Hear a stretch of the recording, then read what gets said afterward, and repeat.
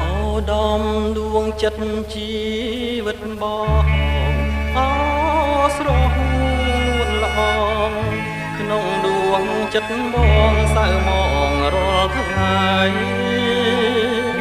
តាំងពីស្រីពេល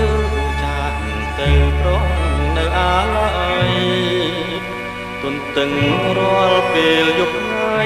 ថាស្រីថ្លៃមករកបងពេលគេងរៀមគេងអោក្ដីព្រួយ